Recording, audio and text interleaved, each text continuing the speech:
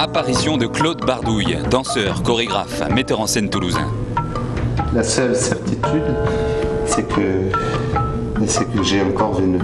Le théâtre Sorano offre carte blanche et sa scène à Bardouille pour 3 de ses spectacles emblématiques. Brad Pitt et moi, pas de 2, et sa version blanche et écarlate de l'Électre de Sophocle, dont 3 versions ont déjà existé. En voici l'histoire. Est-ce qu'on parle d'amour dans cette pièce? Ah non, pas beaucoup là. De haine?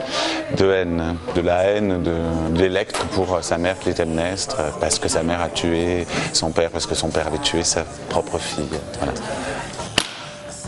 Moi j'ai l'impression qu'on va voir Électre comme, en tout cas moi je monte Électre comme je montrais Seven, comme un film de Fincher. C'est-à-dire ce rapport ambigu qu'on a à la violence, à l'archaïsme, à la peur. Moi, je choses troubles du dedans. Aux choses troubles du dedans. Espèce de choses un peu voyeuristes et puis qui fait comme ça, ce rapport qu'on a à l'horreur. Le plaisir qu'on a aussi à le voir. Le plaisir qu'on a à l'horreur, oui. C'est plus ça qui me questionne aujourd'hui. Je me dis, tiens, c'est peut-être le fait d'aller voir Électre monté par une jeune compagnie qui est un peu, où on sait que ça va être un peu rock'n'roll. Je pense que c'est plus ça qu'on va venir chercher que d'aller se dire, tiens, expurgeons nos passions. Quand on a cherché dans quoi mettre en scène ça, moi j'ai beaucoup vu les images de Matthew Barney ou le travail de Vanessa Beecroft aussi, qui travaille sur des espèces de poupées, des mannequins avec des perruques blondes. Et ça évoquait vraiment la poupée. C'était comment arriver à dire que c'est une histoire, enfin à ce que l'actrice soit le plus simple possible, et en même temps dire que c'est pas quand même le problème de ma Michu. Du sang, de la sueur et des larmes, oui. C'est difficile de faire l'impasse, je ne suis pas le seul à le faire. C'est difficile parce que de toute façon, elle dit combien de fois les coups frappés sur ma poitrine qui me laissent en sang à l'heure où la sombre nuit se retire. Bon, c'est là, c'est dans le texte directement. Alors c'est après comment on raconte ça. Il y a les micros, de la même manière, la prise à partir du public. Ça, c'est une chose que j'aime parce que je déteste les théâtres où j'ai l'impression qu'on les a peints. J'ai toujours envie que les acteurs fassent aïe. J'ai envie de quelque chose qui me prend à partie, qui me touche. 2 ans plus tard, c'est à la cave Poésie que la compagnie Parlez-moi d'amour de Bardouille reprend le travail sur Électre. Moins d'effets, toujours ardent et l'héroïsme en question. Et à partir de cette mise en scène qu'on avait fait, on a déconstruit totalement cette mise en scène pour travailler sur la notion d'histoire, sur le fait de raconter une histoire au théâtre. Elle sait que ni les sanglots ni les prières n'arracheront son père au marais de l'enfer où tous doivent descendre, elle le sait. Une histoire ou l'histoire? C'est les deux. C'est les deux choses qui m'intéressent. C'est comment on raconte des histoires et comment on s'inscrit, un héros s'inscrit dans l'histoire. Mais elle perd toute modération. Elle se jette au désespoir sans remède. Il y a un petit volume d'Hannah Arendt là-bas, même oui. Ça a beaucoup aiguillé mes recherches. J'ai lu Hannah Arendt en même temps que je pensais ce projet. Et il y a des extraits d'Hannah Arendt qui sont dans Électre, qui font écho à ce qui est dit dans Électre. Pourquoi toujours vouloir souffrir? Mais que j'ai voulu, ça aussi ça m'amusait de comment on mêle tout ça, comment on mêle Sophocle, Hannah Arendt, comment on mêle cette compagnie, tout ça. Donc comment on fait du spectacle avec toutes ces choses-là et pas une conférence. Il y a un personnage tout à coup et il y a plein d'histoires, plein de manières de le représenter. Il y a l'opéra, il y a Vitesse qui a fait une mise en scène magnifique, mais qui date, et puis nous qui nous réemparons de ça.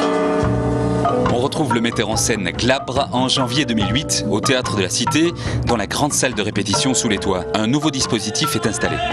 Quand j'ai remonté la pièce, j'ai voulu déconstruire justement tout ce travail-là. Donc il reste du sang, mais je dirais qu'on est plus dans l'évocation.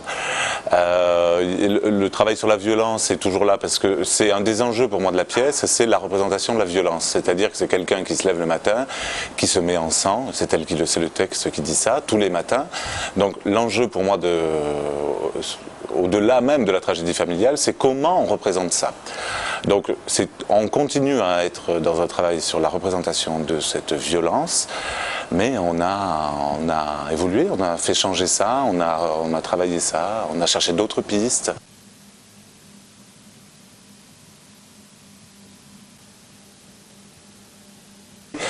Il y a deux enjeux dans cette pièce pour moi, qui sont la représentation de la violence et la représentation de la mort. Ce qui sont quelque part des endroits irreprésentables au théâtre. On peut en parler, alors est-ce qu'il suffit d'en parler? Est-ce qu'on doit le montrer? Jusqu'où on doit montrer les choses?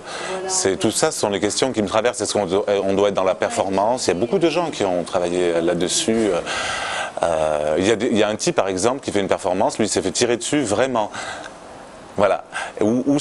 C'est ça l'enjeu du théâtre. Comment on représente les choses? Est-ce qu'on est obligé de se tirer une balle pour raconter ça? Tu répètes partout, à tout instant, que je gouverne ma maison d'une façon brutale et injuste, et que je t'écrase, injure avec tout ce que tu aimes.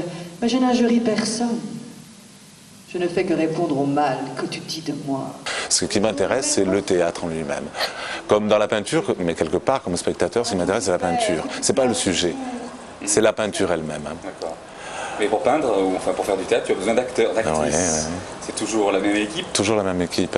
Florence Marquier qui joue Clytemnestre et Séverine Borde qui joue Électre. Il avait pourtant moins souffert pour l'engendrer que moi pour la mettre au monde. C'est aussi possible de faire ce type de travail avec ce type d'actrice.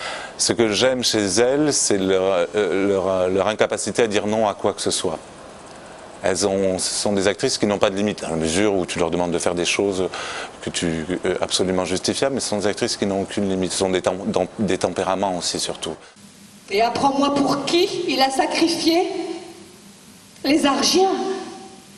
Et les Argiens n'avaient aucun droit sur la vie de ma fille. Et c'est très beau parce que cette fois-ci, Électre est enceinte, enfin l'actrice est enceinte. Si tu crois que je parle à tort et à travers, attends d'avoir un jugement plus sûr avant d'injurier les autres. Et comme c'est une pièce qui parle beaucoup de ça, de la filiation et tout ça, c'est très émouvant. C'est très émouvant. C'est assez beau, elle est lourde, c'est très beau pour Électre, elle est lourde. Je le dis comme je le pense, et si tu n'es pas de mon avis. Brad Pitt et moi, créé pendant les soirées des héroïques à la Cave Poésie. Je suis blanc comme Brad Pitt, comme Catherine Deneuve aussi. Blanc comme un film de Gus Van Sant, comme Paris Hilton. Mais est-ce qu'on a besoin de héros de nos jours? Moi j'en cherche quand même toujours. Des héros, c'est aussi pouvoir s'identifier à des gens, pouvoir s'identifier tout simplement. Blanc, comme Madonna, comme... Là je danse comme Forsyth. Beaucoup de gens ont des héros dans la chanson, dans le sport. Surtout. Voilà, c'est ce que je me suis dit. C'est-à-dire que le héros, il est toujours relié souvent à une cause nationale. Donc c'est vrai que dans le sport, on peut parler de Zidane par exemple, c'est peut-être un des derniers héros, et qui rassemble tout à coup, en effet, toute une nation, avec tout ce que ça comporte, aussi d'extrémisme, de chauvinisme, de choses comme ça. Aussi d'une part sombre. Peu importe dans quoi cette chose est vraie, que ce soit comme Brad Pitt, comme Catherine Deneuve, comme... Alors Brad Pitt, c'était pour s'amuser, hein, Brad Pitt et moi. Qu'est-ce que c'est Brad Pitt? C'est un héros, c'est une idole?